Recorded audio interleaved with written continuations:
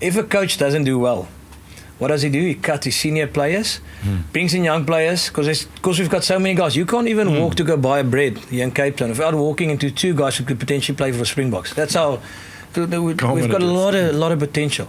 And that's what they used to do, and let guys, senior guys go. And everybody's saying, oh, these guys are chasing the heroes. No, you're not chasing the heroes. You're not getting an opportunity in South Africa anymore. You have to go look for it somewhere else. And it was too easy for a long time in South Africa to do it.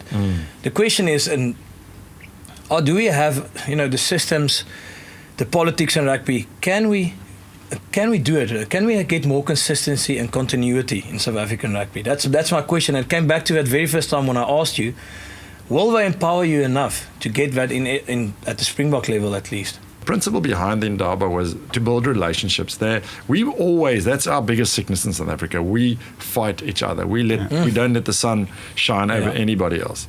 And there I sat listening to Nollis and listening to Franca and listening to Akis, and they were so truthful in what they were sharing, And Alistair getting these camps out of these coaches is such a big positive already. You asked me, can we?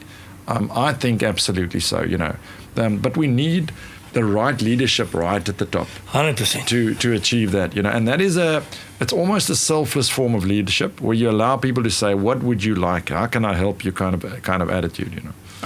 Before I'm probably a bit of devil's advocate, but just actually want to ask the question: are we at a point where it can almost be? It's where you look at almost, I want to say, football in Europe.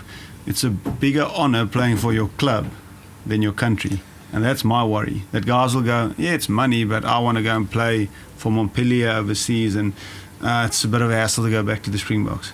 So are we at a point where that might change into being the case, or do we believe that the players will always choose the Springboks first? 2 answers to that. The first one is, if you need to go, then you need to go. Yeah. Then it's not important enough for you. It's very simple.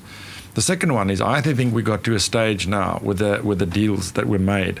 We can actually potentially pay 30 rugby players in South Africa, 4 million each, and the 2 or 3 that the unions will give you will get to 7.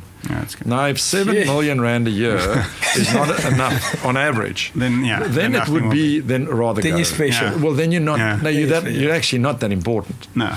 And I think that's where we need to get in as a country, where we actually say to people again, and when somebody then walks down the street, and big part of rugby, you remember, is respect. That's the one thing we all crave. It's everything. It's everything. In this environment we function with, if you're part of Saracens, you look into people's eyes. I always used to say, tomorrow, just make sure we can look each other in the eyes. Now, that's the same thing. You live in Cape Town, you live in Bloemfontein, you take the 7 or the 10 million instead of the 7, you walk down the street and the people will look at you and say, there goes a money grabber. That man, because sometimes it's not just about the money. I don't mean the difference between 2 and 10, which is fair. That's a big difference. Everybody can say it's 5 times more. But when it's between 7 and 8, then I'm going, yes.